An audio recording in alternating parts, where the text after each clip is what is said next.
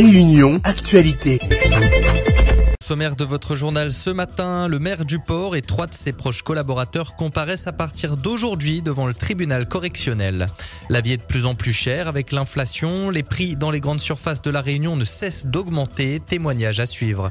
La Réunion traverse actuellement une période de sécheresse. Une sécheresse qui provoque régulièrement des coupures d'eau, notamment à Salazie. Côté météo, c'est un temps ensoleillé qui nous attend ce matin à La Réunion. Les nuages vont arriver sur les pentes à partir de la mi-journée. Toutes vos prévisions en fin de journal. Le maire du port devant le tribunal correctionnel. Mais il est jugé dès ce matin avec 3 de ses collaborateurs dans une affaire de corruption et de blanchiment d'argent. Christophe Damour fait le point pour nous. C'est en effet ce matin que le maire du port sera devant la barre du tribunal correctionnel de Saint-Denis. Olivier Waro et 3 de ses collaborateurs comparaissent à partir de ce matin devant le tribunal correctionnel. L'affaire remonte à novembre 2020. Souvenez-vous, après 48 heures de garde à vue, le maire du port, Olivier Waro, avait été mis en examen pour corruption et blanchiment d'argent. Olivier Waro et 3 autres personnes sont accusées d'avoir détourné plus de 150 000 € dans le cadre de financement d'associations sportives du port. Un financement soutenu par le groupe Casino et le centre commercial Cap Sacré-Cœur. Selon notre site freedom.fr, l'audience débute donc ce matin au tribunal correctionnel de Saint-Denis et durera 2 jours. Le maire du port sera donc fixé sur son sort ce vendredi. Affaire à suivre donc. Nous avons des nouvelles quant à la prise des fonctions de Patrice Latron, nouveau préfet de La Réunion. Ça se fera dans les jours à venir. Ça y est, nous avons une date officielle. Monsieur Patrice Latron prendra ses fonctions de préfet de La Réunion le lundi 18 novembre 2024. Pour rappel, il a été nommé par décret du président de la République en date du 31 octobre. La prise en charge dans les hôpitaux à présent, on en a beaucoup parlé la semaine dernière à l'antenne. La dame que vous allez entendre dénonce la maladresse de certains professionnels de santé. Elle vient de perdre son mari des suites d'une grave hémorragie. Elle raconte comment l'annonce que son mari était en fin de vie s'est déroulée. Selon elle, le personnel soignant aurait été très maladroit. J'ai mon mari qui est décédé la semaine dernière. C'est une grave maladie. Fin octobre, début novembre. Il a été hospitalisé le lundi pour une hémorragie, transféré à Saint-Pierre pour voir si on pouvait faire quelque chose. Mais on pouvait rien faire, donc il est retourné à la maison le mercredi soir. Mercredi soir, rebelote, re-hémorragie. Le jeudi matin, je l'ai prévenu à l'accueil. Je dis voilà, je suis là, je vais rentrer pour le voir parce que pour voir dans quel état il est, tout ça. Oui, vous patientez, il faut patienter. J'ai compris. 2 heures de temps après, on vient me chercher pour me dire le médecin veut vous voir. Je rentre avec le médecin qui me dit oui, monsieur veut rentrer. Parce que de toute façon, il a déjà dit que c'était fini, il n'y avait plus rien à faire. Tout en sachant que j'étais là, de ne pas annoncer à la personne qu'il n'y avait plus rien à faire, ils auraient pu me faire rentrer pour nous annoncer en même temps, en fin de compte. Mais pas annoncer comme ça aux malades. C'était brutal. C'était brutal. Si vous aussi voulez témoigner par rapport à ce type de situation, 02 62 99 12 00.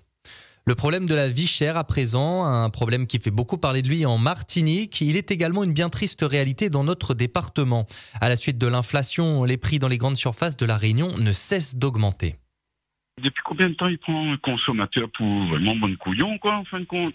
Oui, il est exagéré, mais pour moi, un sachet pistache vaut moins d'1 euro, comme là, il vaut 3 €. Explique comment, où l'inflation l'a fait que 20%. Comment vous expliquez ça, vous? Le prix des marchandises aujourd'hui à La Réunion, la plupart des entreprises, maintenant, ils calculent tout le temps votre coût de revient. Quand votre coût de revient, il n'y a plus de votre marge, mais la marge, la propre personne, il contrôle le prix. Les livres, un magasin Sainte-Marie, le même magasin Missar-Saint-Leu, le prix n'est pas pareil. Mais en fin de compte, nous n'a rien à faire du client. Nous, est là pour payer. En définitive, nous, là pour payer. Normalement, le client devrait être roi. Déjà plus de 22 ans que nous sommes passés du franc à l'euro. Souvenez-vous, le passage à l'euro, c'était en 2002. Aujourd'hui encore, vous êtes nombreux à comparer le franc et l'euro. Pour cet auditeur, on était tous plus gagnants lorsque c'était encore le franc. Comme il remonte un petit peu en arrière, c'est-à-dire, il regarde quand nous étions encore en francs, quand ça fait course, à l'époque, dans les grandes surfaces, avec 500 francs, vous étiez sorti avec un chariot qui déborde. Donc, il était bien plein et c'est vraiment, vous l'avez pour le mois. Aujourd'hui, 100 €, c'est 650 francs, c'est un panier.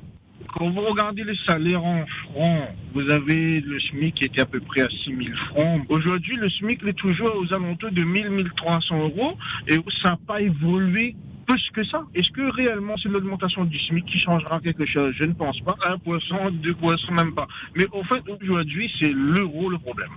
Et vous, est-ce que vous comparez toujours le franc et l'euro? Pour en parler, vous pourrez continuer à réagir au 02 62 99 12 00. Le travail au noir ou travail dissimulé, nombreuses sont les personnes qui choisissent de rester dans l'illégalité. Vous étiez nombreux hier à en parler sur notre antenne. Pour certains, le travail au noir reste une bonne façon d'arrondir les fins de mois.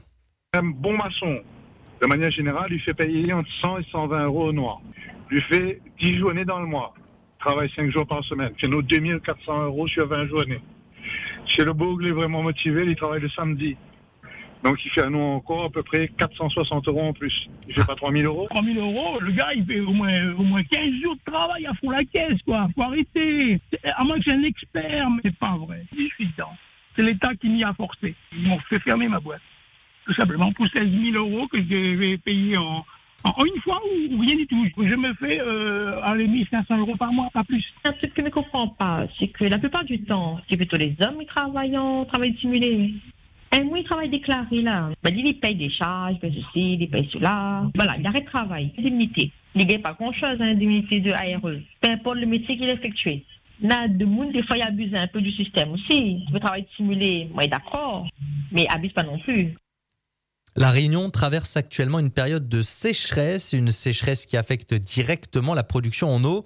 Dans ce contexte, nombreuses sont les communes où il y a des coupures d'eau. La nuit dernière, c'est tout le cirque de Salazie qui a été privé d'eau. Pour cet auditeur, il semble invraisemblable qu'une région comme Salazie soit victime de sécheresse.